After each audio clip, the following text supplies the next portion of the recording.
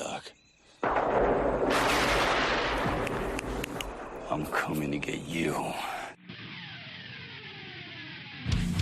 Remember, Sally, when I promised to kill you last? I lied.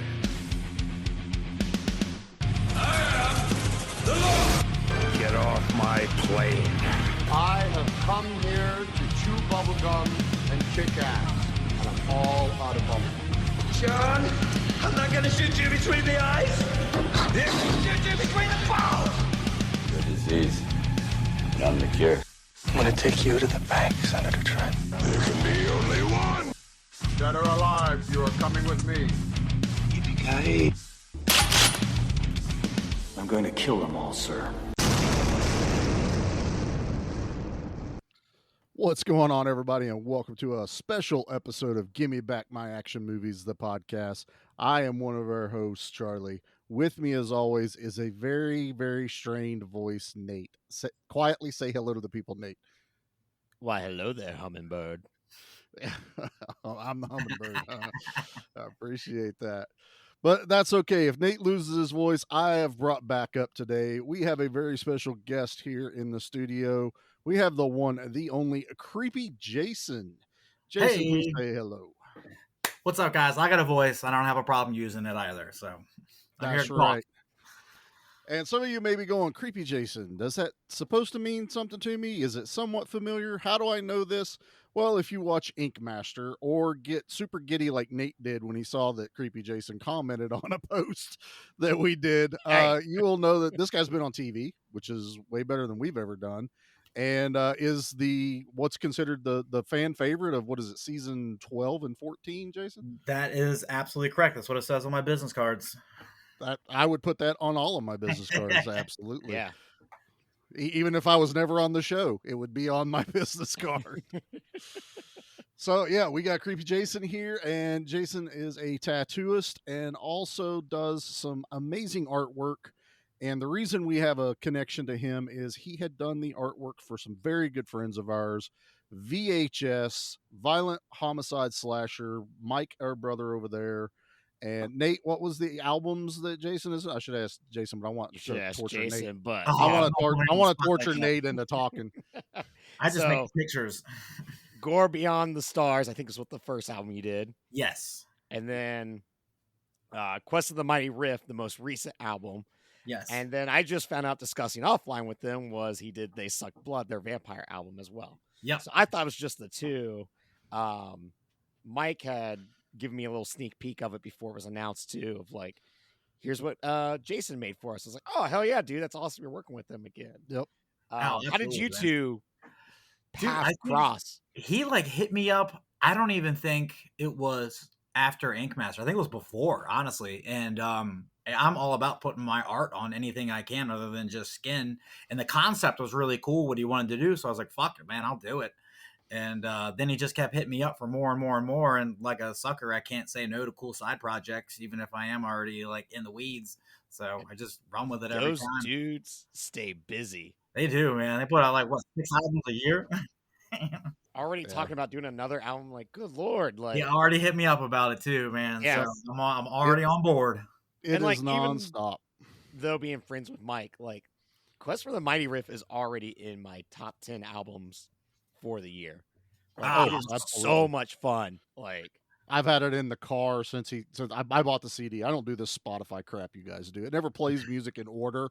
So I threw the CD in as soon as it came in, and it's been in the car on repeat the it's entire so time. much fun. I don't I think love it. anything's going to beat the new Obituary album, but that's just not fair. Right. But yeah, that's how we got in contact with Jason here. And then we found out in talking that Jason is a huge action movie fan, loves the nostalgia of it. And one particular actor that piqued his interest when we were talking was one Nicolas Cage. Oh, yeah. And One of my favorites. I know everyone's probably looking at the title of this going, you guys covered this already. And technically, yes, we covered Con Air already in our first year of podcasting when we sucked. And Nate wasn't there. I was gonna say, you keep saying we, but I wasn't involved at all. No, that was the podcast. And As what far brought as we, this up was I was at my barber and they threw on Con Air, and I went, man, we should really cover Con Air. And I went, wait a minute, that asshole's already covered it without me. I want to cover Con Air, so I need a reason to do this.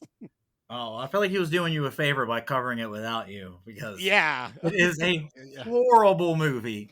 Yeah, this is why I brought Jason on, because when I told him, he goes, I am an uber Nicolas Cage fan. I hate this era of movies from him. And I went, oh, yeah, we need to dig You into hate that a the little holy bit. trinity of No. The Rock, Con Air, and Face Face Off. Off. Yeah, hate him. I can't. Like, Oh when my they were God. trying to do this blockbuster action star Nicolas Cage, it just didn't work, dude. And Con Air proves that time and time again, he's not an action star at all. I think my exact words to Charlie after watching it were, Con Air is still a masterpiece. No, I mean, I like good, bad movies, and it's a good, bad movie, and I watch it, and I enjoy it every time I watch it, but it fucking sucks, man. It's a bad movie. The fake laugh that he gives at the beginning of the movie in the jail cell, where he's like, I'm getting out. Oh, ha, ha. And Yeah, he's like hugging his Hobie in there, like, oh my come on, God. dude. It's so not. It's awkward, dude. It's so weird. That's Not only the that, but, first like- thing. That was the first thing Jackie said, was his accent. I can't get over his. She goes, I love this movie. I can't get over his accent. And I'm like, come on, that's the best part. No. That's one of my favorite things. No, of the no, movie. that Alabama. Stop it! I love it. accent. It's really Don't bad. you Like, I can't worry. believe he went that far into this movie and no one stopped him and said, all right, just do your normal voice. This isn't fucking working. Apparently he went to Alabama He to did. train for this Who did he hang out with in Alabama, though? That's what I want to know. Right? Obviously not people from Alabama. No, not at all. Like, this was another drug-fueled, like, Nic Cage binge. He thought he was in Alabama, but was probably just in Vegas. Yeah, right. Yeah, right. Hanging out with the band Alabama. That's what that it was was. it. He hung out with Alabama, which is definitely not Alabama. No, they're like from South Carolina. Accent. Yeah. Which is- They're not even from there. The letters back and forth are like, don't you worry about that little Scotty Dalton. You'll have people like that in your life. It's just like, stop. It's so awful, man. All of his dialogue. Well, the dialogue itself is awful. And then you get his accent on top of it. It just compounds the just shit. It's just like a big compounded turd just trying to get out over like an hour and a half. It's so bad. You know what, Charlie? There's only two people I trust on this podcast right now. And You one are of them's one of- me. I was gonna say, am I one of them? Well, let's hit the. Since we've covered this movie before, I'm not going to play the full trailer. If you want to self torture, you can go Just back you. and It listen. wasn't we. Like, It was a we. Damn it! Quit. Jason and I have prefacing not had it. the chance to talk about this hummingbird. As I talk about the podcast, it is a we. It is a part of me now. You know, it's like the Venom symbiote. We are the podcast. You're only So- saying that because the dude that wrote Venom wrote this movie. Maybe. So stop it. Let me play the 30-second TV trailer for everybody. Let's get in the mood for Con Air. Be quiet. Plane. What's that? That's a rock. The #1 movie in America Rock and roll. is a thrill ride you won't forget. We're going to Disneyland. Siskel and Ebert give it 2 thumbs up. Let's do it. Explosively intense. Con Air is a pure adrenaline rush. Well, viva Las Vegas. Buckle up for the blockbuster hit of the summer. Con Air. I'm too old for this. Rated R. Oh, well, hooray for the sounds of fucking silence. I don't know why you guys are laughing at the Viva Las Vegas part. I'm really 'Cause- lost right there. Every time I've gone to Vegas, I have been on a quest to find Nicolas Cage to party with him. And every time it has failed. He's a hard man to get a hold of. He You lives gotta there. know It should somebody- be easy. Doesn't Yeah, I but you think he gotta lives in a know some- castle in Europe somewhere. Or does he I just I think he castle owns in he Europe? owns a castle in Europe. Yeah. I think he does like reside out there, but from what I've heard from like other actors, you got to know someone that knows him kinda, and even then he's leery about, meeting new people. So he's a weird dude. Let's Oh, face it. Yeah. Yeah, he is a weird, but god damn it, I love Nicolas Cage. I would party so hard with Nicolas Oh my Cage. god, yeah. I would love to meet him. He's in Yes. probably my top 5 really want to meets for. Oh yeah. Yeah. That's true. I'm not like overbuilding him in my head. I'm sure even if he's a douchebag, I'm going to be okay with it because I'm be like, I'm hanging out with I don't Nic think he Cage. would This is be. gonna- He just seems like he's cool to party with, man. Yeah, Right. exactly. And like this, just like bullshit about movies. I mean, Yeah. I've met some All day. people that I thought should be cool and they were douchebags. So I'd rather not get my hopes up way too high. Not you, Jason. Not you. It's totally fine. Right But here, no, dude. I was like, shit. I forgot to hit the mute button. Charlie, stop embarrassing me. But no, I've always loved the like Nicolas Cage movies. As a matter of fact, I just got Firebirds on Blu-ray the other day, just because I love Nicolas Cage. He's a helicopter pilot with Tommy Lee Jones, and I adore that movie. And then all of a sudden, I start getting action movies like The Rock and Face Off, which came out the same year that this movie came out. Yeah, they filmed He them had- literally back to back. back to back and released them the same damn year. Crazy. Yeah. I'm It's Castor insane. Troy. I can do that because I don't have my voice. I'm Castor Troy. Yeah. Nate's gonna want to This keep works the out. smoky, sexy voice he's rocking right now. I don't know, man, but I've been watching. We just covered Mandy a few weeks ago, and Dude, I fucking love Mandy. I saw Mandy's him a piece twice, of dude. art.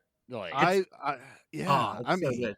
how he digs it. So I was watching some like interviews of him, and they were like asking him about Mandy and the way he just picks movies. It's not like he just picks a movie because he's getting a paycheck. There has to be something there that draws him to the character. And Nate just sent me the behind the scenes of Con Air, and he was just like, I like this idea of rehabilitated, convict and stuff, and just going back to his family, and it's just you're believing the dude that's exactly why he did this. no. But I'm okay, also watching this. okay, Let's- No, let- he was I'm not wa- rehabilitated. He was perfectly fine. That's what I was don't going to understand say. how he got convicted in the first place. That's Because what I was going to. this for lethal weapons. You heard the judge. He's got to be held to a higher standard when he uses his fists. That's right. Because The guy he's in pulled the a knife. army. But I was thinking the same thing. Listen to that, going, what did you No, you were a wrongfully convicted veteran who was self-defensing and got put away for 7 years. I'd be pissed, but that's not how. But he's a Nicolas Cage gentleman. went against it. He didn't let his daughter visit him behind bars.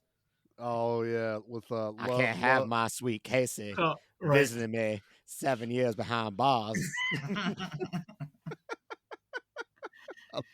This is going to be the whole podcast. Everybody's just Nate trying to do an Alabama.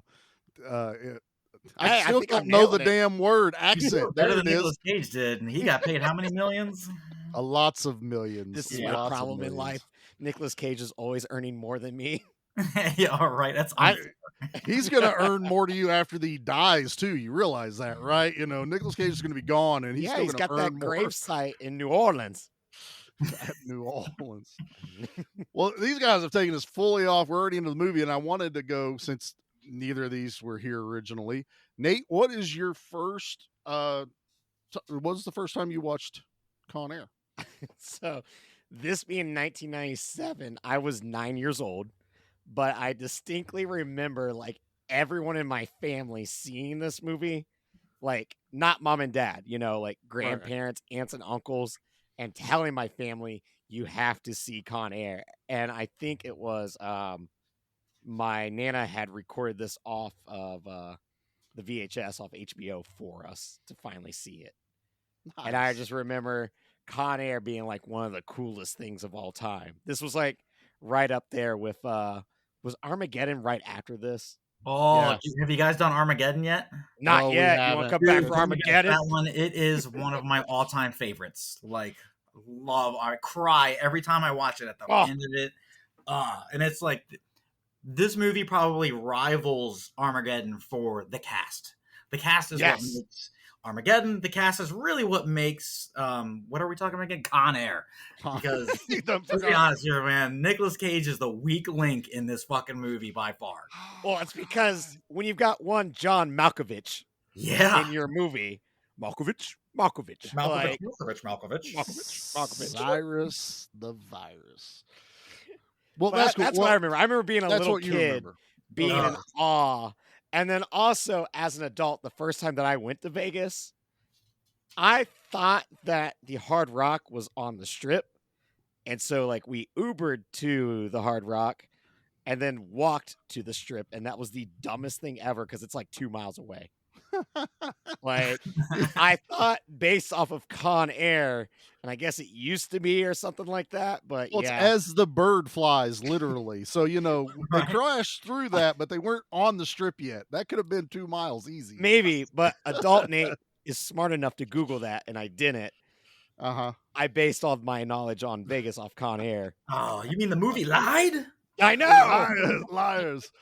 Jason, what about you, man? What was the first time you watched Connor? Oh, dude, I don't even remember. My memory goes back maybe a week or two tops, dude. So 1997 is a blur. I was graduating high school back then. I probably saw it. I definitely didn't see that shit in the theaters. It was probably a VHS rental for me. And I do remember really liking it back then. I definitely didn't have the appreciation for Nicolas Cage then as I have now. He's like a mold. He kind of just grew on me to the where I like really just learned to love him for who he is.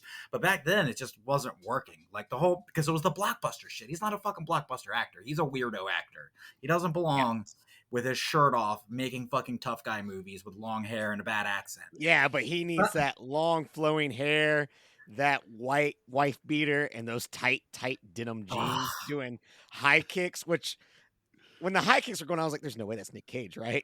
Like, No. I believe he did at least one. I want to believe the one we see on screen.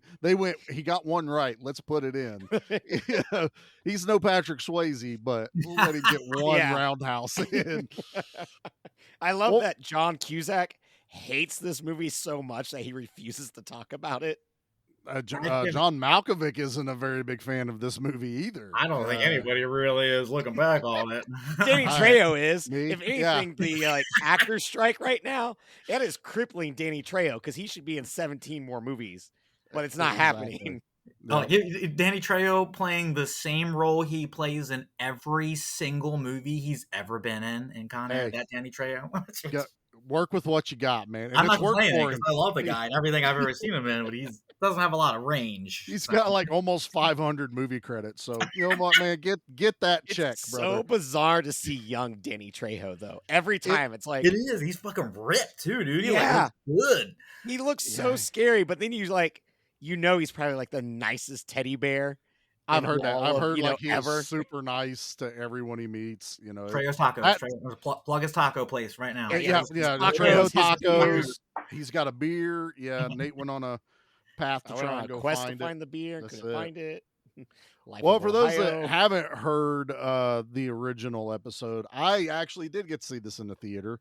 I got one better. My dad saw the trailer to this and went, I want to see this on the biggest screen possible. So he took me to a drive-in theater for us to watch Con Air in a drive-in theater. And I like where this is going. That is my favorite movie memory of seeing. Like, this movie's big. This movie's huge. I mean, as far as scale and scope, seeing this in a drive-in was insane. Seeing that plane crash through the Strip, all of the aerial shots. And it's one of the only times I ever went to a theater with my dad, just me and him, and just got to experience this, awesome. To me, like Jason said, as a kid, this was the best movie ever, because it was just explosions everywhere, bad guys fighting, cussing and squalling and people getting their arms ripped off, and poor Biddly Bedlam gets stabbed through the chest like, Vernon Wells in Commando. I was waiting for Nic Cage to go let off some steam, Billy. Yeah, put that bunny down, dude. Yeah, come on now, put the bunny down. But so that was my memory of it, and then it's always been in my collection. I have always owned Con Air. It is a regular watch, for me, and letting my son watch it too. It's like, all right, it's time to start watching. Then what Jason hates is the Nicolas Cage action classics of The Rock and Face Off and Con Air, and I throw in Firebirds in that because I love that one. Gone in 60 Seconds. National Treasure. Yeah, I love it's such a bad. It was like 10 years. It's just well, and there's also one big through line through all of that, and that is one Jerry Bruckheimer. Like that Yes. dude loved working with Nicolas Cage, apparently. Like Yes. it's like almost every Nicolas Cage movie in the 90s had Bruckheimer attached. You wonder if he like owed money to like Francis Ford Coppola, and that's why he keeps putting his nephew in movies. You know, I can did totally he like see lose a that. bet or something? He just kept wanting to work with Francis. He's like, "Come on, man, let's do something." He's like, "No, put my nephew Nick in. We'll Yeah. talk." And the next one, no, put him in. And I was like, and, you know, a lot of people are like, "Yeah, Jerry Bruckheimer, he was big." And I got looking at his filmography, going, if you took every movie in the 90s and most of the 80s and even early 2000s and throw darts, most of them are going to land on something produced by Jerry Bruckheimer. Yeah. That dude has done literally everything. And it's most of the movies we love, you know, like Nate and I did Bad Boys 2. You know, it's Jerry Bruckheimer. You know, Yeah. the National Treasure movies with Nicolas Cage, Pirates of the Caribbean. You know, it spans a ton of generations, one dude. You know, so I'm never going to fault him. We're not going to make fun of him like we do Michael Bay. But, you know, Jerry Bruckheimer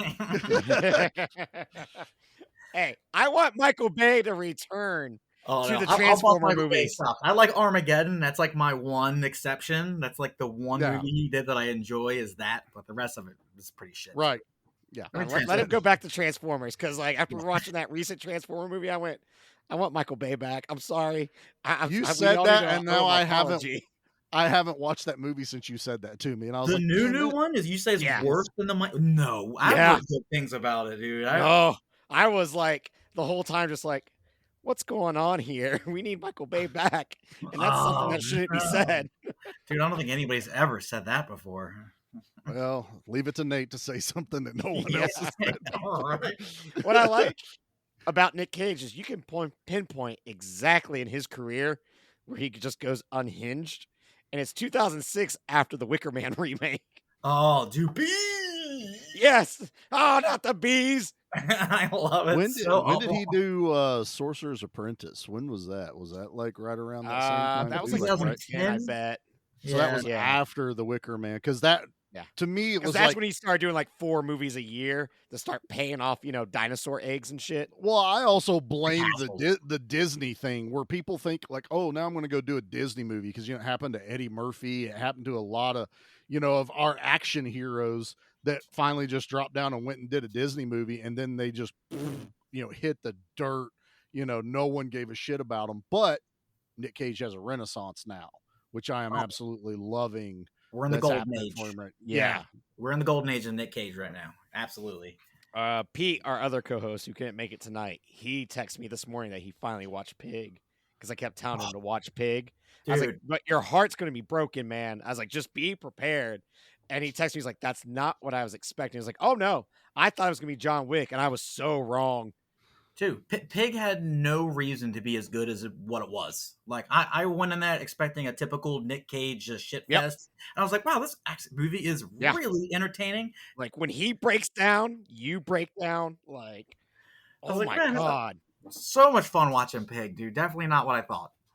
So I still got to watch that one. Like I said, I just watched Mandy, a few weeks ago for the first time. Oh. And I was impressed as hell with that. I mean, I need more watches. Like I told Nate, I was like, I really need to like absorb this movie in. But now I'm kind of like, all right, now I need to start watching these other ones. He's a Nazi punching Spider-Man and Into the Spider-Verse. It's Yeah. awesome. He's noir Spider-Man. I want to see the one that he does with the dude from the Mandalorian, the Unbearable Weight or whatever. Of massive talent. I still the need to Unbearable see I Weight. haven't seen that one yet either, but I don't know how I haven't. nothing but good stuff. We've all seen the meme. Oh, God, I That's don't the feel so greatest bad. meme ever. But I'm like, I need to watch this movie. So, but what I have seen though is Con Air, and we can rag on Nick Cage some more. But as we said, there is an amazing cast that is put into this movie that is what really elevates the rest of the movie all This around. is the 90s Avengers, essentially. Yeah, It really is, man. And cool actors for the late 90s. Well, I mean, you get people like Ving Rhames and Dave Chappelle in this movie, and it's like Dave Chappelle's literally playing the character he usually makes fun of, a very crackhead style Dave Chappelle, which I love, pinball.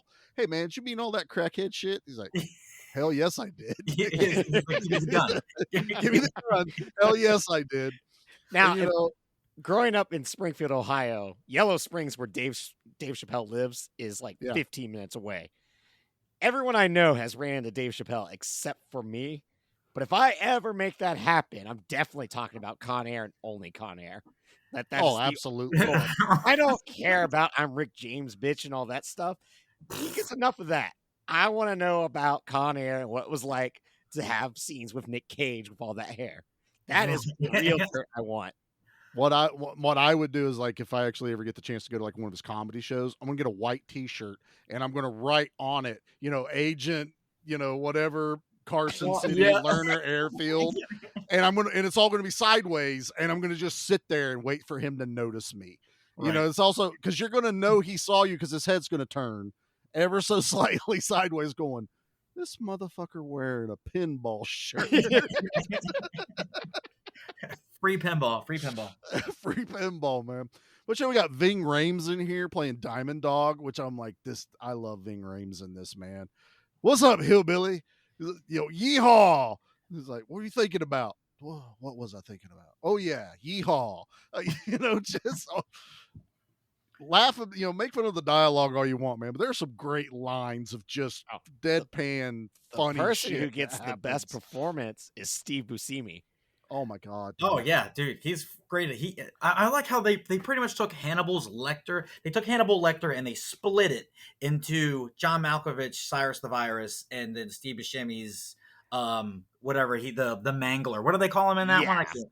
Something it was Garland Green. Garland Green. Yeah. Marietta Mangler. The Marietta Mangler. Yeah, so they like took the Lecter trope and they just split it into two different characters. And that makes such a big it's one thing I still laugh at in this movie is the way they have the biggest dude on the plane, Ving Rhames, take all the shackles off of him, but he takes the face mask off first. I'm like, that's the last piece I take off. You want to unlock his hands and shit, that's fine. I don't want this dude biting me. But he takes the face thing off and he is like, all props. He just looks like he is scared to death of Steve Buscemi in this movie. Yeah, it is so freaking hilarious. Those things biting you, man. Right, Yeah. that's why I would take the mask off last. He Just wore last. a woman's head as a hat and drove 3 states. Garland, it's my daughter's birthday. I really don't need to hear this. Well, I'm fairly certain this is the second movie I ever saw of Steve Buscemi back in the day. So it was this and Billy Madison. So as a kid, I just thought he was the creepiest fucker of all time. Right. And this movie is also what, I learned that Leonard Skinner died in an airplane. This was, the piece of knowledge I got from this movie. What do they teach you guys in school up there? I know, right? It's Springfield, Ohio, man. It's not a lot. Yeah, It's right. totally You don't even not. go to school. School? You get, we talked like Danny Trejo's a cool little Johnny 23, and he's got this, he's a rapist. He tried really hard to make it Johnny 24. He did, and that's another great thing with John Malkovich is when Nic Cage stops it, and John Malkovich agrees with him, and he goes, "If your dick jumps out of your pants, you're gonna jump out of this plane." Like Cyrus is a piece of shit, doesn't give a crap, but that dude's a rapist. That means you're lower than even what I would do. And I was like, I dig that. I get that little bit of respect for Cyrus the Virus, who would just stab you in the face, but he's like, we're not going to touch girls on the plane right now. Right. I dig it. I really do dig it. Cyrus the Virus has to be one of the coolest villains of the 90s, though, right? He's like I top would 10 agree for with me. that. Yeah, absolutely. He's a standout villain for sure. Yeah, like everything's so meticulously planned. He has the biggest bomb ever hidden in a jail cell. With all his how do you his see blueprint. everyone working? Like you dug it out. There's airplane plans. There's hidden messages, and when the dude goes, "Don't touch anything," your first instinct is to open up a box. I gotta open it. I gotta open Yeah. it. What's in the box, dude? You gotta What's know. in the box? What's in the box? What's in the Come on. But then you're watching it going, why does John Cusack stop and turn around to go back? It's like, did you hear them say that? What are you doing? Like, oh shit, I forgot my keys, and runs back into the jail cell and almost loses his head to a door. The problem is John Cusack, and he doesn't really have any kind of authority. I mean, look at the fucking guy. You're gonna listen to anything John Cusack says to you? You know, part of me is also that's true. When you watch this, you're like, how is this guy in charge of anything? But that's the whole trope with him. Here's the that thing. just is I love John Cusack. He makes no sense in this movie. No. at all. He's He a is- At all. he is there to make Cole Meady pissed off the entire movie, Right. and that's where he Steal the ass kicker. succeeds. But he's mad at him. What's up with Dictionary Boy? Actually, it's Thesaurus. You know, he's like, I'm going to put my fist through your face. That's what I So- want to do. He's a U.S. Marshal in this movie, right? Is that what his title yeah. is? Yeah, he's a U.S. Marshal for the jail service at like a certain department. When I was looking up, because I was like, I wonder if the U.S. Marshals had anything to do with Con Air. Because, you know, like Top Gun is basically just propaganda recruitment film for, you know, Yeah. the Air Force. I was like, I wonder, was Con Air used as like a recruiting tool for the For the U.S. Marshal Marshals? Service. No, they want absolutely nothing to do No, with this yeah, movie. Nothing. No, that's not even how they transport prisoners. Like they made that airplane because it looked cool on camera. They use commercial airliners Well, to then transport people. I did what I always do. I'm like, I wonder what other movies are like Con Air. So then I start doing that, Googling afterwards. Because I was like, I could have sworn there was one that took place on a bus. For some reason, Okay. I feel like there was a Con Air ripoff around the same time on a bus with Mickey Rourke. So I was trying to find it. Oh, I don't know. I've never seen it. And then, but of one of the things that popped up of like movies you'll like if you like Con Air was Tom Hanks' Captain Phillips. And I was like, that's nowhere near like If Con I Air. like Con Air, I'm gonna like Captain Phillips as Like, he like, lands a planes in 'em? plane That's on what was it the Hudson is what he landed it on. the or something? heart-wrenching true story of Somalian pirates taking hostage. Like, Oh, is I that don't- that one? What's the Yeah. one where he's the pilot? So it's not even doing anything with an airplane. It's the ship. Oh, that's not the pilot. I thought that was the I pilot. thought one. I thought Captain Phillips was the pilot. ship. What? Wow. Okay. I don't Well, watch I don't feel so There's an bad. airplane Jason was movie? thinking the same thing I did. Yeah, he did an airplane movie where both engines went out because of a bird strike, and he had to land in the harbor, and he got like Oh. a ton of trouble. They tried to make him in a That ton was of trouble, Clint but Eastwood. Yeah. He Clint directed it. Eastwood. Oh, directed it. Okay, Yeah. I was gonna say that was not. You're killing me, Nate. That was not Clint Eastwood. Well, that's But the no. extent of my knowledge of that. So there is no Mickey Rourke prison bus Con Air know. knockoff. I couldn't find it. You just Google Mickey Rourke, and if it doesn't pop up, Well, it's was not trying, there. But, you know, Mickey Rourke's in a lot of shit. He And I is. don't mean like, This is the shit. Yes. yeah, he's just, And he's in like 3 good movies. And Yeah. then there's a whole lot of crap. Right. it's, you know, Harley Davidson, the Marble Man, Crap. the Obviously. wrestler. That was crap. Wrestler was good. I like Wrestler. I like young Mickey Rourke and Harley Davidson. The Pope of Greenwich Village is really good. If you guys ever seen that, was kind of a deep Oh, I have cut. not. Yeah, that's one of his early films, man. It's pretty cool. I'd watch it. Yeah, I also cool. like his character in Expendables, so I did like him in that one. So I love I'll take it. everybody's character in Expendables, dude. That's Well, that's obviously, like top tier action. but I films meant like they've for ever had. Mickey Rourke to not really do anything in that movie but talk. I still liked his character. In that Oh, hell because, yeah. Does. you know, it's awesome. Ah, he was So- awesome in Sin City. Austin City was a great one. For Yeah, him. he was badass in Sin City as Marv. We're Yeah, supposed to be that was talking like about Con the Air, Hunger though, Dan. Man was that one, and then was the Angel Fire? Is that what it was? Or Angel Heart? Yo, you Oh, guys seen- Angel, yeah, Angel Heart. Angel Heart's a great It's one. Angel too. Yeah. Heart. That's an Horror early one. film. Yeah. Okay. Yeah.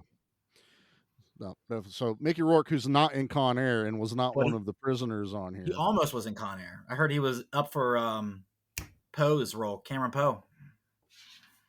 Well, according to you guys, that probably would have been the better way to go. That would have I'd been buy amazing. that. I Maybe would have he bought could that. have. I'd buy that for $1. I did read like there was like 20 other people for John Malkovich, Cyrus the Viruses. Like it got to the point where I just got tired of reading how many different people had come in and read. For I that. can't picture anyone else in that role though. No. And what's weird is I have no idea who John Malkovich was at that time. Like I didn't Well, even as a see kid, him I being didn't. John Malkovich until I was like in my early 20s. Because like there's no way teenage Nate was smart enough to understand that movie. Right. I don't even understand that movie.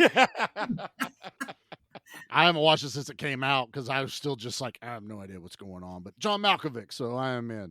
No, I'm with you, Nate, because as kids, we weren't like following actors that weren't like Arnold or Stallone or anything like that. The Right. secondaries, like Malkovich, you'd be like, oh, I seen that guy in a movie at some point. He looks familiar. But I He's really like think the this. best part in Red. Like the dude, like Oh, he is my has favorite got in range. Red.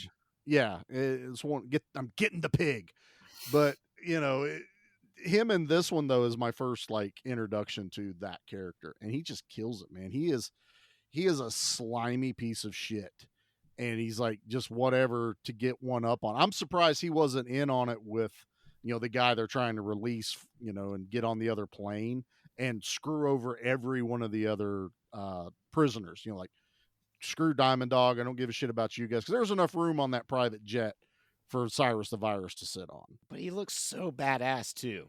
He's so simple, but like even when he's got like the guard's uniform on, I'm like, yeah, that's a villain, all right. Dude, That's he's playing it cool out there on the tarmac, like he's fucking hot shit. He's like, I'm smarter than these fucking cops, man. I'm gonna be right out here in front of them. Fuck 'em. He's like, I'm working with nothing but idiots. When he's got like the map in the sand, and they're like, well, what's that? He goes, that is a rock. That's a rock. Well, the cockiness of, I'm going to go put on this uniform and go talk to the cops. It's shitters and spitters. He's just repeating stuff he's heard, the guards go. And Jackie's like, she's like, why doesn't anyone recognize him? I'm like, it's two different prisons. It's like, they don't know every single person. Right. Joe might have been sick that day, and this is Bob or whatever the hell his name is. So, and the dust storm kind of obscures everything. So it just kind of, like, good storytelling. I do like that aspect of it. It was just kind of cool. It's like, of course there's a dust storm. That's how they're going to switch all the people around. That's how they're going to get away with it and at least get took off. I like the thought process of that how might be the only part of the script that kind of makes sense, because so much of this feels like it was written on the day of, like. Oh, I'd be surprised if there was a script. I thought they were just ad-libbing all the action and dialogue in this. There's an outline, I would have to imagine. A basic idea, convicts on plane, they take it over, go. And that's pretty much what I guess Dave Chappelle like ad-libbed almost all of his lines. So anytime he's being funny, that was straight up him. That's nothing scripted as far as the jokes go. And I'm like, that makes it feel that's more like Dave Chappelle. Yeah, like that's what you hire. Yeah, that's that kind. And that was one of the things that John Malkovich was getting pissed off about, was they were like changing stuff as they were filming. So he never really knew where his character was going, because they probably didn't. Like, they were probably debating on, does he get away, with Sandino or whatever the guy's name is at the end, or does he fully get screwed over? And the more that we've done these type of movies, and we find out that there was not a solid script when they started, you start seeing it. You start being able to watch these movies going, yeah, there was no script whatsoever.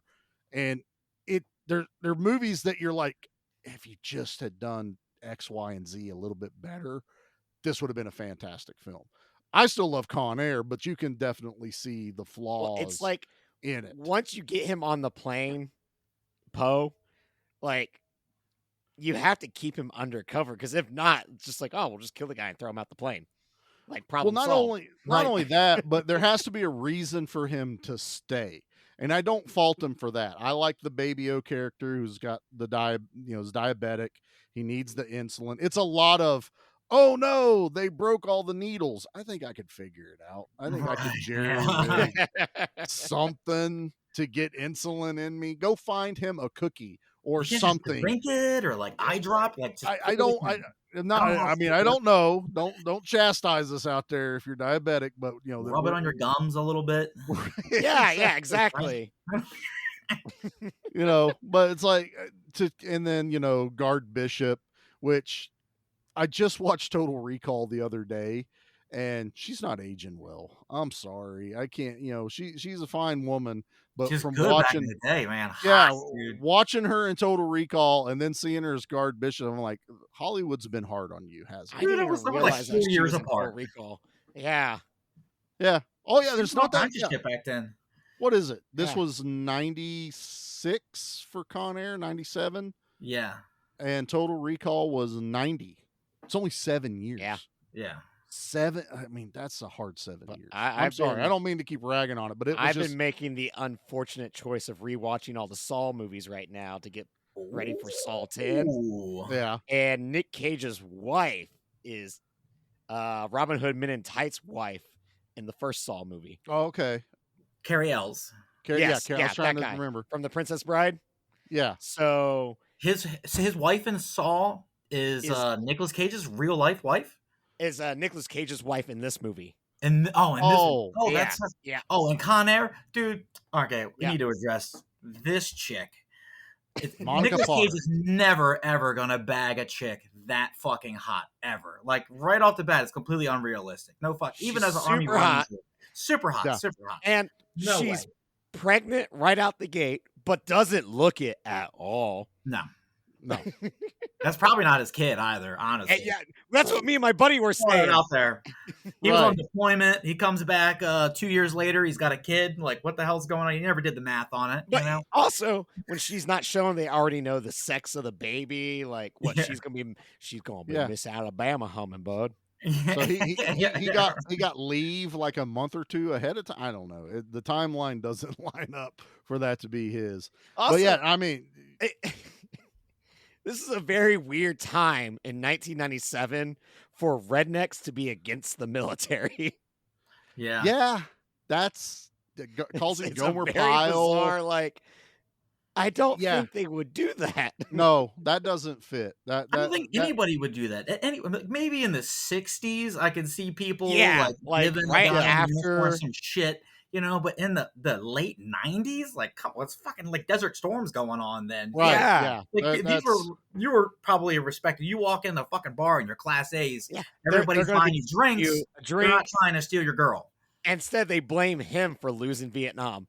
Like, that was decades ago. He wasn't even born Right. then. Yeah, neither were they. Like they're all like, you guys weren't even alive for this. What the hell's wrong with you? No, yeah, they're again just plot armor. They're just trying to get through. We got to kill somebody, and also that whole thing. It's like it was obviously self-defense. He's not just going around killing. I just love the people. look on his face after he kills the guy, and he's just like standing there, like both arms just kind of off to the side. Well, he like, starts yelling her I don't name know and what everything. I did. Trisha. And Yeah. she's crying. Her In name is the rain. Scarla. Yeah, it's so dramatic. yeah. Adrian. All right, well, on to Adrian. Let's we're about to that point to take a commercial break here, so let's take us a quick commercial break, and we'll come right back to Con Air. Mr. T will return after these messages. Welcome to Manic Movie Monday, where one person's trash is another person's treasure. Here we celebrate the trash, the treasure, and everything in between. You know, when women get stressed, we take a bath. There's a lot to unpack with this movie. Spoiler alert, prison is not like reformed schoolgirls, and I really wish somebody would have told me. We're catfishing serial killers. We're just trying on clothes without tags and seeing what fits. Everyone is wearing mail order lingerie. So join us every other Monday and stay manic. We now return to Mr. T. All right, well, there's the commercial break out of the way, guys. So, how much more can we make fun of Nicolas Cage's accent in this movie? That I think that's pretty much what we have done for at least half of what we've talked about so far. Hey, at least they didn't give him a Cajun accent, because that was the big thing in the 90s. Everyone had to have a Cajun accent. Well, I think Seagal sent him a cease and desist letter. He saw an early draft of the You're script. not allowed to have my Cajun accent, Cage. I'm just a lowly cook. So he sent that cease and desist immediately. Although it's also why isn't Steven Seagal on this movie? Like, how did this end up as Nicolas Cage? Because this is that point in the 90s where it should have been Van Damme, especially there's a mullet involved. Why isn't Van Damme in this movie? Yeah, You know? or Steven Seagal. Yeah, like I said, there's way better people they could have picked for that role, and they land on Nicolas fucking Cage of all people. Like, Yeah, but That's also one off it the gave bat. us one of the best gifts of all time of him stepping out into the off the glorious bus. sun and that smile as he just looks up. Oh, I think I put your face on that picture last month on the month of most- action. Oh, it's beautiful. It's a chef's kiss. It's Nate with a receding hairline mullet. It was fantastic. It's better than when his hair was in was it Next? Do you guys remember that movie? Yeah, with with the psychic, like yes, like, exactly. 2 minutes in the future or some shit. Oh, that way he could dodge bullets because he knows they're about to be shot. Wasn't that Jessica Biel was in that too? With Yeah, him? Might have been. Yeah, that could have been a cool movie, except they put Nicolas Cage in it, and it's just like, what are you doing here? That to me, that's the bad era of Cage. Because you get that, you get was it Bangkok Dangerous, where he's like the hitman in Japan. I don't like Bangkok Dangerous. Oh, I tried so hard to watch that. I do like Drive Angry, which is one of his. Oh, I love Drive Angry. Yeah, Drive Angry was a fun one. You got to be a little bit more. Escapes from Hell's got that gun. Yeah. And chastise me all you want. I like him as Johnny Blaze as a Ghost Rider. It worked. Dude, I hope they keep him in the MCU because I do too. Yeah, it's a Disney character now. They bought it, so please keep Nic Cage, man, as Johnny Blaze. I would, and we can all forget part 2. I have no problem forgetting part 2, but part 1 is cool as shit. Pisses fire in part 2. It's cool. Put that in the next one though. Never seen Van Damme piss fire. Yeah, huh? How's that action guy going for you? He caught a flaming piece of wood that Lance Hendrickson tried to hit him with, and hard target. He jumped over fire, so you could have Nic Cage pissing fire with Van Damme flipping over the piss. See, I'm making 90s Lance gold Hendrickson has right actually now. stabbed Nic Cage, so that's true. But Nic Cage, as much as I love him, is a weird selection for Con Air. For trying to, God, they really pushed that action hero, as much as we've talked about on the show, the everyman kind of action hero. That was he's the big blue collar guy. Exactly. He's now the hero. No, the problem was he's not blue collar. You get this amazing effect where they're at the air, like where they're getting the refuel, where they've wrecked the plane. And they need to fuel back up. Lerner Airfield. Yeah, and he meets up with John Cusack's character, but then all the gas gets spilled, and the guy says, "But Cyrus," and he's like, "Nora." Perfect one-liner, flicks the cigarette, causes the big fire, but it has Nicolas Cage doing the cool guy running away from explosion with that hair, just waving. You watch that, and I immediately think of other guys when they go, in movies where the explosion happens behind them, and it's really cool. I call bullshit. This is bullshit. That's exactly watching that one going, no one's walking away from that. And then they made all the convicts do it too. Like they're all walking away from the explosion like they're the Avengers, and everyone's looking back except for Cyrus the Virus. He just keeps looking straight on. And everyone else is like panicking behind them, but they're just walking away from that the whole action set piece cracks me up so much, because then you get Nic Cage after he like dives out of the glass or whatever and rolls underneath the truck, and there's like the gas attendant guy, and he's just like, you got any needles, hummingbird? And the gas station guy is like, "Oh, Lord, son, you don't want no drugs. Drugs will end you, son." Yeah. This movie's got a message in it. Drugs are bad, okay? Yeah. Okay. He's like, "Don't worry, old timer, I ain't gonna kill you." What is it? He goes, "Just hold tight here. You ain't had to piss." I would have pissed myself. Yeah, I would have just pissed my pants. It's all right. That's one of the few times it's acceptable to piss yourself. Right. Yeah. Just go for it, bro. Yeah. It's explosions and convicts. I'm also laying in dirt. I'm pissing myself. I don't give a shit. I'm hanging out with Nicolas Cage. I'm pissing myself. How's that on your resume? Like, what are you known for in Hollywood? Well, I was under this old truck in the desert with Nicolas Cage. I want to hear that story, sir. You have me intrigued. Continue. How many takes did you do? When I finally do get to party with Nic Cage in Vegas, and we've done a whole night of karaokeing and God knows what else that we probably will never be able to talk about, that only happens in a Fear and Loathing movie, I know that I will probably wake up with pissy pants, and I'll just know, you know what? This was worth it. I don't know what happened. You won't even know if it's your piss, but you'll wake up with pissy pants. Jason's over here rethinking everything about the show he agreed to come on. Yeah, tonight. man. What time is it? I gotta go, guys. Bunch of Honestly, I'm talking about piss my pants at least once a day. This ain't if nothing. Nic Cage pisses on me, that is lifetime achievement. I have one life, guys. Would you let Nic Cage piss on you if it meant hanging out with him for the night? Oh yeah, definitely, hands down. Yeah, if he eats asparagus for dinner. Ooh. Yeah. Nope. Still in. Okay, I'm probably still in too. I'm probably still in too. I'm gonna go with that. So far, no one's out yet. This is a once in a lifetime opportunity. It really is, man. Yeah. I'll do some shameful things. Oh my god. I'm just sitting here trying to remember what's the movie that they make fun of pissing, and I'm like, oh yeah, it was Billy Madison with Steve Buscemi. You ain't cool unless you piss your pants. And I'm like, yep, full circle here, guys. We're doing great. We've brought it all the way back around. What's amazing when this movie gets to the last like third, you can definitely tell is when it starts to just rush itself, because it's like, how do we kill off a couple prisoners real quick? We'll do an insane firefight because now they found all the guns. Yeah, we have a small arsenal in the belly of the plane.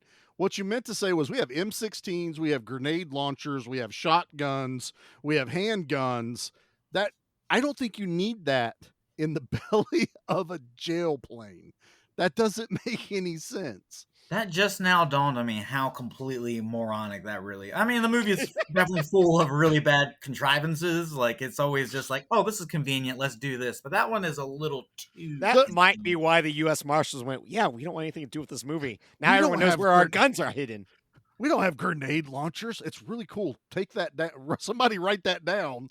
But we don't have grenade launchers on an airplane. Yeah, a prisoner.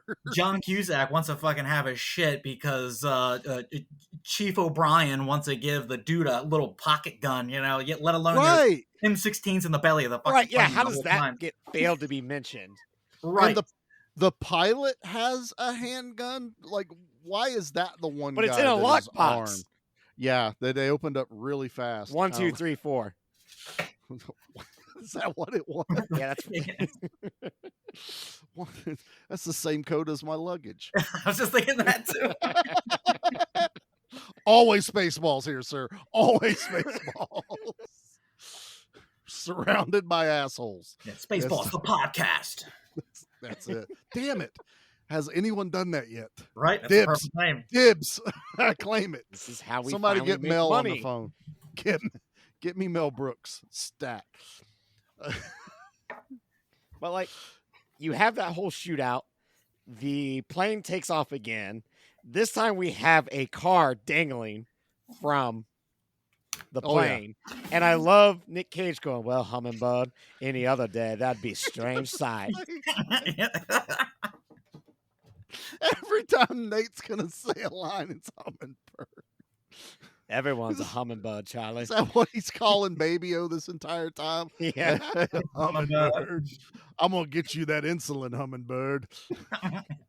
You wouldn't put have the bunny back in the diabetes, box. Hummingbird, if you Put quit the eating that cake. Put the bunny back in the box, Hummingbird. That would have made me put the bunny back in the box. That line, I'd have been like, he just called me Hummingbird. I'm going to put the bunny back in the box. That's I'm the happening captain now. now, Hummingbird.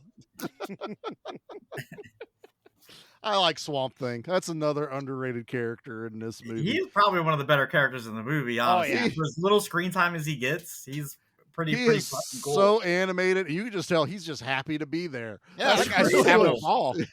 Exactly. He goes, we're going to land, but it's not going to be there. It's going to be on the strip. And then puts on a helmet. Now I'm like, where did the helmet come from? Where did the helmet come from? Did the pilots have it? Because he didn't have it when he came on the plane. Yeah. So he either found it at the other airfield. Well, Why? everyone knows that Con Air pilots like to cosplay as pilots while flying. Why? I know we're everywhere right now, but I even last night I was going, why did all of the cops go down in between the narrow row of junk vehicles? It's a wide open desert around the entire airfield, but they went down the one corridor because that's where the main road was, and they got ambushed. Why? Hey, let's go around this. That looks like a good spot for an ambush. Maybe we should go around. You're asking way too many questions right now. Or how the pilot dude that almost dies, they go, I hope he likes sand, and he's running into nowhere, but yet Garland Green took a 5-minute stroll and ended up in some kind of suburbia complex to have tea with a little girl in an empty pool. Yeah.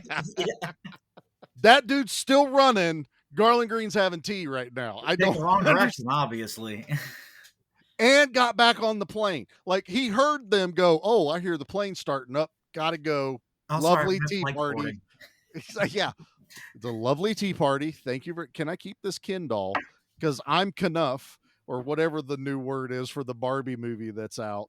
But yeah, and he leaves with a Barbie toy. And I'm like, it's 5 minutes what a away. lovely tea party. Where is that girl's parents at? Let's be right. So she's like in the backyard, hanging out next to a drained pool by herself, having a tea party with a serial killing mass murderer. Where are her parents at? There's so many wrong things going on in that one scene. Still wearing the white separate outfit from the prison, like you know. Hey. Of course, the only person that changed was Sally Can't Dance. It was the only person that was like, God for that too. Am I right? They got to wear the mesh tank top. Where was that at the, what do you call it at the prison? The PX or whatever. Where do you get that? I want the mesh one. Commissary. No, I don't want the commissary. Yeah, the only person that got the mesh one at commissary was, I want the mesh tank top. Because that was the only one that was different among everyone else. I like Sally Can't Dance. They were in. Sally Can't Dance is great. Was great. Hackers. Yeah, I was gonna say they're in Hackers. Yes, I love that character, and it was a nice little just change. I don't know. It was, and how everyone, like Cyrus is like, Sally comes up and goes, well, what do you want me to do? And he goes, well, if anybody gets out, claw their eyes out, and drops the clip down her blouse. And I was like, I dig it. Cyrus is like, I'm down. He goes, I'm with you. Like I'm cool. Yeah. I do love when Cameron Poe finally makes his final stand to get to the pilot's, quarter. He gets shot. He doesn't even flinch, and he just slaps Sally Can't Dance. I mean, and he pauses for a slight second. He's like, yeah, I'll slap. And that's it. He was thinking about punching, but went, no, I'm not going to do that. Well, because he's from Alabama, and you don't punch women in Alabama, you slap them. Yeah, he learned that while he was in Alabama working on his accent.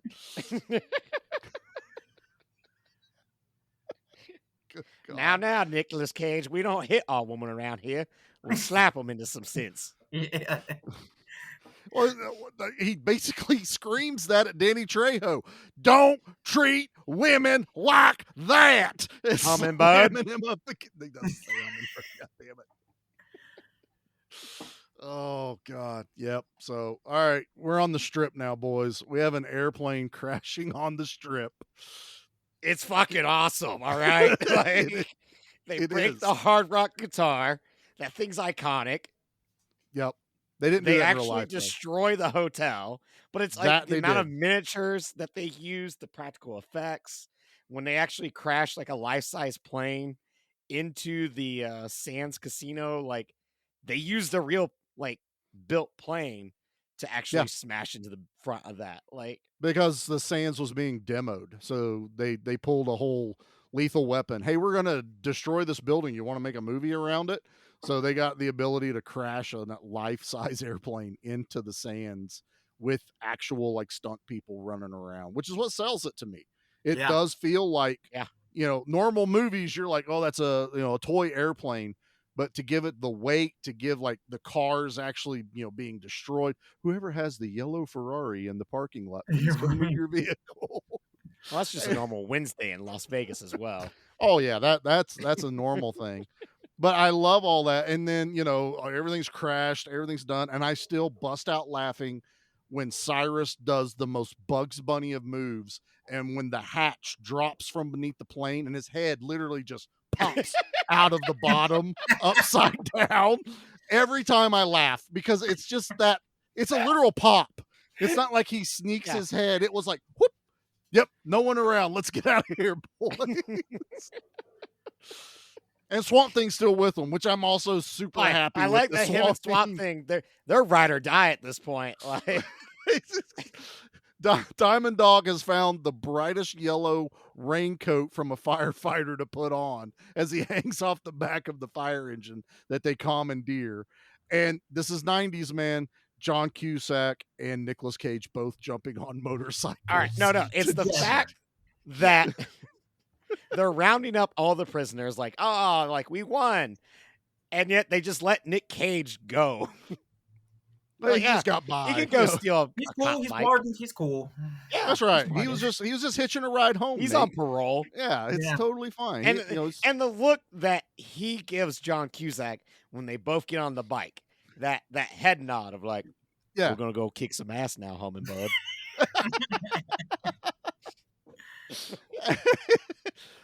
Nic Cage spending most of the trip doing a one-arm pull-up down on the ladder. Well, he crashes his bike in the Ving Rings, which is a hell of a way to go.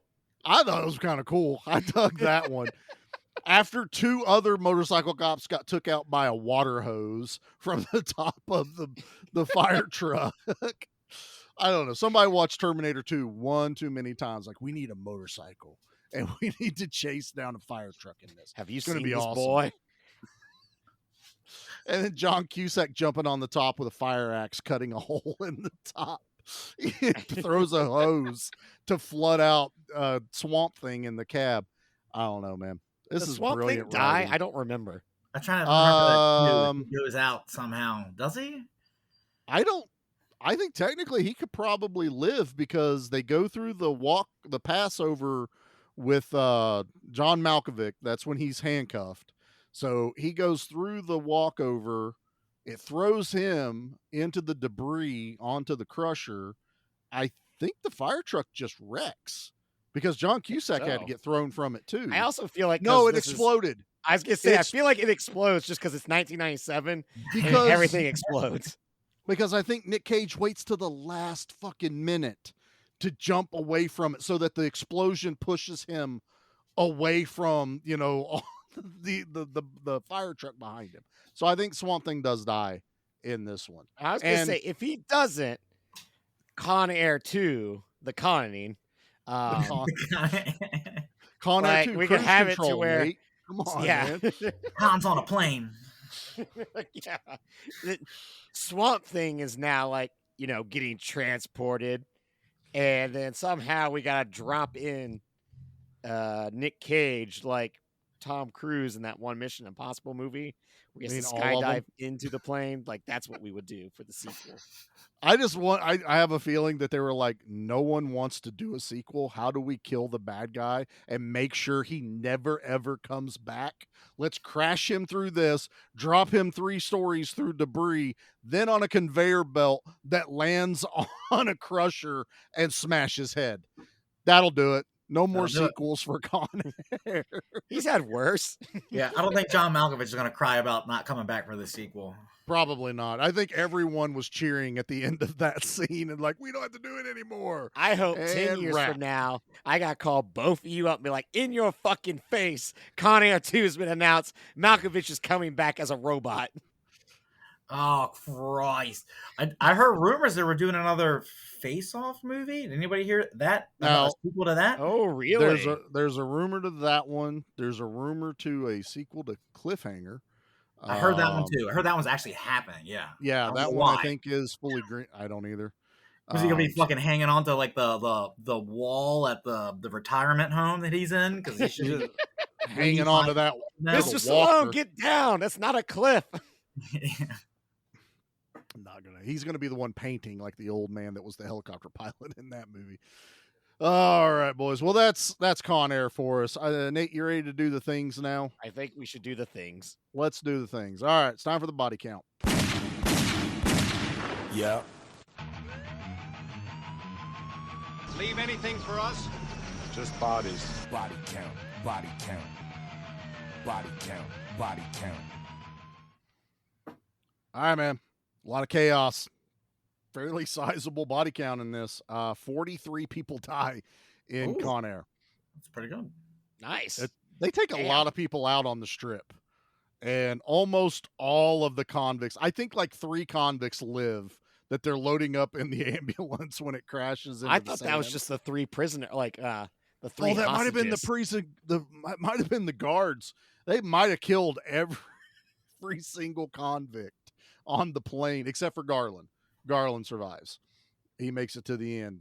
He's got Lady betting. Luck on his side. That's right. Lady Luck. All right, so 43, that's respectable for a 90s action movie. So let's pick our favorite one. Have you ever killed anyone? Yeah, but they were all bad. Jason is our guest tonight. You get to pick what we call kill of the week. You pick your favorite kill out of the movie. So, Oh man, I don't even know if it's a kill, but the one that sticks out the most is Pinball. And not because of how he dies, but because of that fake ass Dave Chappelle with the frozen grin on his face. And he's like in the wheel. Probably my favorite one. And then they dump him out of a fucking plane and he's frozen and it's so horrible looking. And then he hits that dude's car, is complaining about the bird shit. I was gonna say it's the bird shit joke. It's such a good one too. that whole scene, man, of the finding his frozen body to hitting the car was perfect. That's like probably one of the better scenes in the whole movie. I'll count that as a kill because we don't actually get to see him. Everyone's like, "What happened to Pinball?" Nobody really knows. But yeah, no, it's a great ending. And then I also impressive he even got caught in the wheel. Like he's trying to climb up. So as it probably crushed him in the opening, it's more impressive that they got him out of it as fast as they did because he's riding on there. He's not trying to get the body out. Although I like the crescendo to Pinball's death is, well, there's a body that fell out of the sky, and why are you calling me? It's got your name written all over it. I'm like, yeah. But geez. All right, Nate, what's your favorite kill of the week? Oh, dude, it's put the bunny back in the box, bud. Oh, Billy Bedlam, that whole fight, because then it adds to after he kills Billy, he kicks him into the sticking out pole or whatever. His little mini letting off steam. Yeah, exactly. I'm like, I told you to put the bonnet back in the box, bud. But then he gets to his daughter finally. He's finally reunited with Casey. And the man is a normal man. We know this. But he still, for some reason, thinks I should hand her this bloody, damn, dirty-ass bunny and just, brushes it on his dirty wife beater. Like, here you go, Casey. I got this for you because it's your birthday on July 14th. And it is July 14th, and I am now free, Hummingbird. I love you girls. Don't worry. I'm going to take a train next time. So is this Tom Hanks as Forrest Gump, as Cameron Poe in Con Air? I love it, dude. That actually might be it. Who knew Nate had so much range? He just had to lose his voice for a few days. I'm always trying to sound like Tom Waits, and this is the way it goes down. This is the closest. You're not. You are Forrest nothing. Gump. You sound nothing like John Lovitz right now, which is what it normally sounds like. Yeah, that's usually what it sounds like. Bravo, sir. Thanks. See, doesn't work now. No, the joke doesn't work. You can't do it. Oh, what about you, Charlie? What's your favorite kill? God, man. Ridiculous, amazing movie. The Corvette. They killed that poor Corvette. It did nothing wrong to anyone. It's not his car. It's parked back at the office. Can't be mine. It looks exactly like mine, but can't be mine. That poor car didn't deserve any of that. I don't. Cole Meany's feelings when it crashed in front of him. He picks up the license plate that says "Ass Kicker." Oh God, I'm going to say John Malkovich though. I mean, we are going to beat you to death, hang you from a ladder, throw you through a walking overpass, crash through debris, go up a conveyor belt, fall down, land under some kind of pile driving Rube Goldberg. It's a very Looney Tunes death. Yeah. Like the man dies 4 times before he dies. It's like a Final Destination death. Yeah. And then his head gets Gallaghered at the end. So it's John Malkovich, man. It's the final kill for him. Devin Sawa was like, I don't want to get on the plane to go to Las Vegas. He's like, I'll stay in jail. I have a bad feeling. I'm not going to go. All right. Well, this is going to be interesting. Now we're going to rate this bad boy. Let's see how many Al Leongs we give it.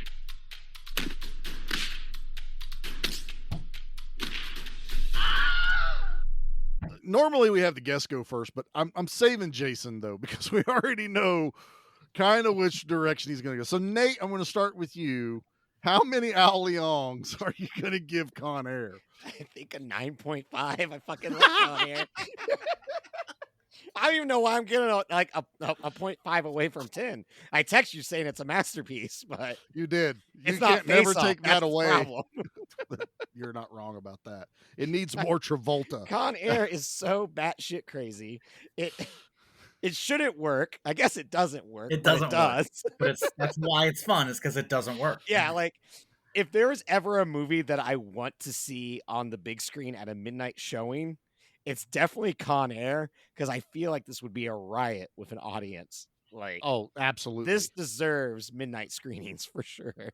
Like some Rocky Horror style, where you get people up on the stage acting it out. We all show up in wife beaters and nice tight jeans. Oh my God. We'll get a bunch of purple dresses. People can go as Sally Can't Dance. We'll get white separate jumpers as people can be Garland Green. I'm in. Let's make this happen, guys. Let's start the Con Air We movement. could start a trend. We totally could. All right. Well, I'm going to go next because, like I said, I'm going to save Jason for a little bit. We'll crescendo on what he thinks. I listened back to the old episode, and I gave, it was before we were even doing 10. And I gave it 4 Al Leongs out of 5. So that equals an 8. But I'm bumping it up to 9 because I had way too much fun with this movie. And it's pure 90s. Just, this is only a 90s kind of thing. Yeah, this is just pure 90s as far as action movies go. If anything, like when my barber was showing this movie and started the whole thing, I was like, I kind of want to just be like, can I just stay in the chair until the movie's over? Yeah. Now I gotta leave. After. Like, I'll pay you a couple extra. It'll I haven't got the Vegas yet. Come on. All right. Well, now's the time, Jason. Now the spotlight's on you, brother. How many Al Leongs are you giving Con Air? I'd give it an 8 out of 10. Like, as much as I hate the movie, I love watching it because it's so bad. It would get a 10 out of 10 if it just didn't have Nic Cage in it. That's what I would say. If it just had somebody else, I don't know who it would be. I would probably in 1997. Who else could it have been? Van Damme. You put Van Damme in this movie, and it'd have been. There have been way more kicks though. Oh, he would have roundhoused people out of the plane. That was just boom, kick that guy out the window. Boom, kick that guy. Still would have slapped Sally Can't Dance though. Right. Yeah. Patrick Swayze. Swayze would have been good in it, man. Oh, Swayze would have been good. Yeah. Ooh, I like that a lot. Because you're talking Black Dog era Swayze. Yeah. Yeah. Oh, yeah. I mean, is there an era where he's not a total badass? No, not at all. No, even Donnie Darko, it's kind of not. We're huge Swayze fans. Forgot about that one. Well, it's still Swayze though. At the end of the day, it's still right. It's still Swayze. Walking a thin line here. It's okay. It's okay. No, we'll tell you. All right. Well, I fully expect it to be way lower. So, Jason, that was a good pull on that one. Nate, you want to do your trash review, brother? Oh, of course. Did you find someone that gave this a trash review? You found one. I know it was really hard. I don't know why anyone trash would hate man. it. I come out, I throw trash all over the ring, and then I start eating garbage. And then I pick up the trash can and I bash the guy on the head. Oh, that's gonna be a disaster. I love when new people come on the show and they hear our drops for the first time and they're like, these people, these guys get me. You guys have done this before. Exactly. All right, this Nate. comes from Hobie Dale. You know how I always like people with 2 first names, who gave this 1 out of 10 and called it total and utter trash. So they said, oh dear, just watch this absolute joke of a movie. What is the point of this movie? None. Silly macho characters and dialogue, nonsensical story and setting, but the worst feature has to be the acting. Nobody, not even this star-studded cast, can do anything with this. They don't even look as if they're trying. They are just hamming it up. Every cliche imaginable. Surely this film is a deliberate send-up, but maybe not. Some top acting talent is right here, but what could any of them possibly have been thinking of? Cusack, Malkovich, Cage. Why were they so desperate to make chumps of themselves? Who knows? It's garbage. Total and utter trash. I can't argue with any of that. I really can't. I think that's the longest Nate's gone all night without saying hummingbird in a sentence. So, damn it! You should have added hummingbird into it 100 times. I know. It would have been awesome. I'm slipping as I'm losing my voice more and more. I know. You did great, though. You made it through your review. So, Well, all right, thank you. everybody. Thanks for checking out our episode of Con Air, or revisit, if you will.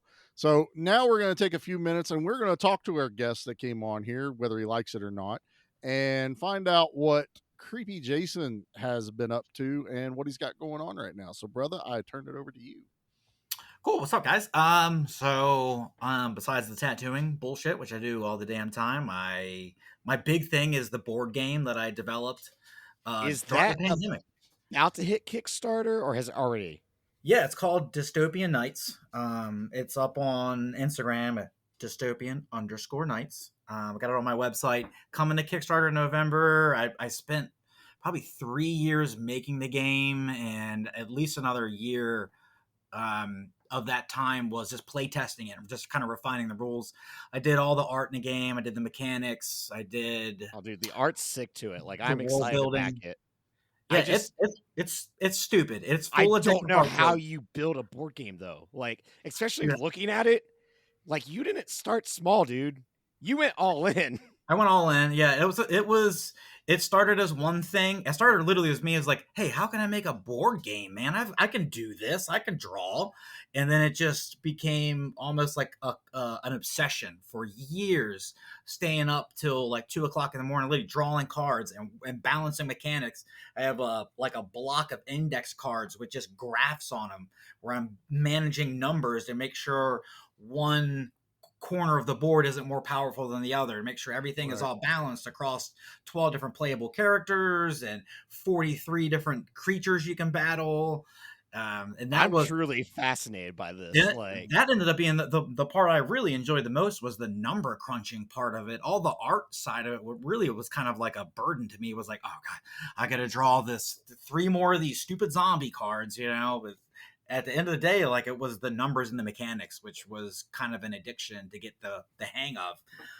Now that it's all said and done, man, I'm looking at it. It's like my magnum opus. This is hopefully the one thing I get remembered for, not being on television drunk several times. I want this board game to be like my real legacy, which I can leave on. You better either come to Origins here in Columbus, Ohio, because I would love to hug you, just getting a hug, or B, okay. Gen Con, because like one of And those, I just missed Gen feel Con. That was like like last weekend. Yeah, it was like one of those. I feel like once this, hits the ground running, it just makes sense you'd be at one of those conventions. It just does. I don't know why I wasn't this year to help plug it. I'm an idiot when it comes down to like all the marketing and PR stuff behind this. See, like, I'm just I like really a just wanted PR to make the genius game. over here, Hummingbird. I know. But let me hire you then. You can do all the shit work on. You don't getting fucking the want game that one sold. bit, let me tell you. No, you don't, Jason. Trust me. No. You don't want this introvert guy trying to be on like, hey, buy my stuff. board game. Buy his my stuff. board game. Yeah, that's Cool. kind of how I am with it. I was like, just back it. Just everybody back the damn thing so I can stop talking about it. Yeah, because it was Nate poking me, going, hey, that creepy Jason guy that talked to you on Instagram, ask him if he'll come on the show. You go. I was like, well, ask him. He goes, no, he talked to you first. I'm like, Yeah, I was like, fucker. he Fine, tagged you I'll first, talk. not me. Yeah, he tagged me. I was like, okay, Oh, yeah, you little introvert, go. When I saw you post on Mike's, is that what it was? I think you posted Yeah, it something. was- I was like, dude, sign me up, man. I will talk about movies all day, every day, if I could. I get a client that talks movies. We barely even get any tattooing done because we're just bullshit movie talk the whole time. That's my awesome. my tattooist learned that we can't put like certain movies on because we tried to watch RoboCop while she was tattooing RoboCop. Uh-huh. No, we both were like, yeah, we need to like put Star Trek on or something, just something mindless in the background. Yeah. And because we can talk, but now it was RoboCop. Oh wait, that part. Oh, poor Kenny. He got tore all up. That's what happened the entire time we're trying to watch it. What's your But no, opinions on RoboCop 2? Just out of curiosity. I love RoboCop 2. I love loved it too. I think it's one of the rare occasions where the sequel is just as good as the original. You, Nate. It's Yeah. I really don't like RoboCop 2. Nate, I find RoboCop 2 boring. No way. No. What I is liked about it as Tom a Noonan, kid. dude? Come on. I liked it as a kid, and then revisited it recently and went, why does this not hit the same? I know eventually we're gonna have to cover it. We're but gonna really dig into it. Dude, RoboCop 2 is a monster movie. I have down to it, Kane right back here. I have the action figure Kane next to Love it. 209. Dude, I feel like we always get into this conversation. dude, because it's a great movie, man. It is just as good. Frank Miller wrote it too. Like that guy is a genius. I don't know what the hell happened with RoboCop 3. That just went off the rails. And like 3's directed by Fred Decker, the guy who did Monster Squad. It's like, how did this fail?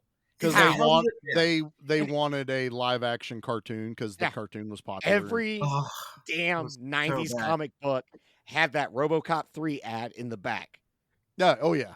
You either had the RoboCop 3 or the video game that was in the back. If I were to dig through like my comic book collection, I know I would just find like RoboCop 3 ad, RoboCop 3 ad, RoboCop 3 ad. Like every X-Men or Avengers, that's all it was. Yeah, no. So here, Charlie is definitely pro RoboCop. Maybe my opinion would change after another rewatch. Another rewatch. Another three? You should only need one. That movie, right. I just rewatched it recently. It's still I hold RoboCop so high, damn it. The kid has a transforming machine gun, damn it. It looks like a lunchbox, but it's a machine gun. It's amazing. Oh, so where can they find everything else that you're doing there, Jason? So we got the board game coming. You got an Instagram for it. We'll put links up for all this stuff too when this episode drops. I mean, the big one, creepyjason.com. My website has got all the board game crap on it, as well as my tattooing crap as well. That's really kind of the central hub for everything I got going on. Fantastic, man. Well, yeah, like I said, we'll put up all the links and stuff like that when this episode comes out, so everybody can find it there. And if you want to find everything else that we're on and you haven't done it yet, and however many years I've been saying this spiel, you can find us over on Facebook at Give Me Back My Action Movies, the Facebook group. Give Me Back My Horror Movies, the Facebook group. Both of us are on Instagram. We are on, what are they called now? Threads, X, every stupid social media that TikTok, has to keep on and doing the thing that way you can whore yourself out. Still on YouTube. Media. Yeah, we're type in our name. It's fun. I do it now. Is just go type it into Google and we actually pop up now, which is awesome. I always feel like we kind of made it a little bit, if you type it in there, and there we are. So, yep. So you can find us everywhere out there on the interwebs. Nate, anything else? Oh, I got stuff, sir. Oh, you got stuff. I got didn't stuff. know. I got to ask Creepy Jason a question. Sure. Oh damn. Yeah, I forgot. I'm sorry. Fire away. We haven't had a guest on in a while. I totally forgot. Well, I got like a couple. Like, hey, has anyone ever asked you what does Dave Navarro smell like? You'd be surprised how often I get asked that question. Damn it. Why don't I ask that question then? Everybody asks about Dave. That's like the number one thing everybody asks about is Dave. I feel like he smells like leather for some reason. Oh yeah, he smells good, like rich mahogany. Yes, that's what I pictured. Rich mahogany. No, he's a nice dude, man. I'll tell you this. He's a really funny guy too. Like he's a ball buster. When we're recording all this thing, he has no problem picking on everybody who's in front of that camera. Yeah, so that was kind of a delight, was getting to film with him. Nice, man. I always feel stupid whenever like I tell people about like the only season of Ink Master I watched was the season you were on. Oh, is it because of me? You don't gotta. It just happened to be like that was the season my partner wanted to watch, and I was like, okay, like we'll watch Ink Master. Why not? Like I've never seen the show before. And then when Mike started sharing that you were doing the artwork for Gore Beyond the Stars, I was like, oh, cool. Like I recognize that name, like because I watched the TV show, and then the way this all fell together, I was like, holy shit, this is awesome. Like. Just feels right. Damn, he was fanboying right now. Yeah. Nate was truly fanboying there a bit, so it was cool. And the other question, I asked this to any guest: which movie do you prefer, Shrek 1 or Shrek 2? That's a tough one, man. That's another one where the sequel is just as good. I'm probably gonna go Shrek 1. I'm gonna stick with the first one. He's a Although classic. I feel like they pushed the humor a little bit more in the second one, like the adult style humor. Oh, yeah. Got a little. They knew what worked. Yeah. I don't know. Yeah, I'd say I'm gonna stick with 1. All right, we're gonna put Shrek 1 on there on the board. Yep. Put it on the board. I think we haven't had a whole lot of Shrek 1s, have we? A lot of people. Nah, I feel like it's been more Shrek 1 than Shrek 2. Has it? It's been a long time since we've asked this question. Did you see the new Puss in Boots movie? It's fantastic. It's so good. It has no right to be that good. Yes, let's say it. And that villain, Lobo, Oh the my wolf, god. He's up there with like one Dude. of my favorite villains now. It's just Those a cool two villain. sides, I need to And the rewatch it. whistling he does, I was like, Yeah, "Oh, because apparently, like, there's certain scenes that's like he's hidden in the background. no, really? Yeah, like I gotta watch it stalking again then." Puss in Boots. Like, that animation style is amazing. The fight scene animation was like watching anime almost, is what it felt like. It was really cool, just quick paced, man. I was like, if that's where the new Shrek is gonna get booted into, and God, that's I hope. I really hope so, man. I feel like that raised the bar for that entire universe. This is totally unrelated because I know Charlie hasn't seen it yet. Have you seen the new Ninja Turtle movie yet? Is that any good? It's worth it. It's absolutely worth it. The art style's amazing. It's funny. Like Paul Rudd steals the show as Mondo Gecko. Just it's worth it. Yeah. Yeah. All right, you got me sold on that. I'm still gonna stand for now that they did my boy Rocksteady wrong with the artwork, but they did. They really definitely did. But I gotta watch it. Apparently, I gotta watch this Puss in Boots movie too. I hadn't seen that one. Yeah, my kids kind of fell out. Like they were watching like all the Shreks and stuff, and I think this is the second Puss in Boots movie. Yeah, but it deals with like identity crisis, midlife. Like it goes so deep. You're like, holy really shit, deep themes. Very deep. Yeah. So literally Antonio Banderas. He's just being but himself. Then that's the other thing. Like because you have Salma Hayek as his love interest, it feels like this cartoon spiritual successor to Desperado in a way. Oh like, my god! it is just one of those things where you're like, this is a masterpiece that I am watching. It is really good, man. That's like it's probably one of the best things I watched last year, as I think they came out towards the end of the year last year, and I was like, man, this is fucking amazingly well done for a movie I put on for background noise. It like sucked me right in. A movie that came like 10 years after the first one. Like by all means, that could have been just thrown out into the world and forgotten about. I was like, no, straight to streaming. Like, it's thrown out there. Antonio Banderas needs a paycheck. Just give him another Puss in Boots movie. Puss in Boots. That'll be easy for the kids. But yeah, that's all I got, Charlie. Thank you, Jason. You got your question, Jason. Thank you so much for coming on tonight, man.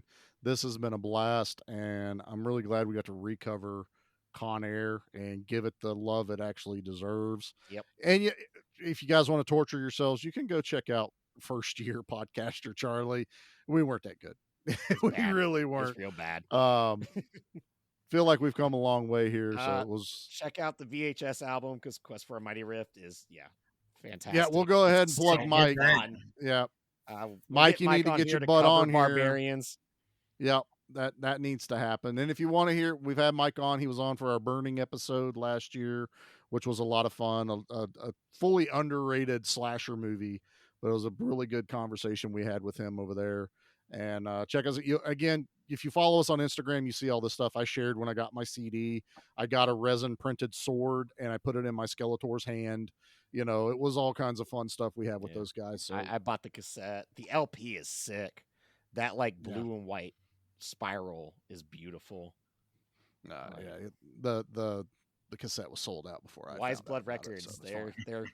They're doing some cool stuff. I was really upset I did not get to go to the festival that their label is a part of out in Indianapolis this past weekend because they had Mortician playing there, and I adore Mortician so much. Jeez, man.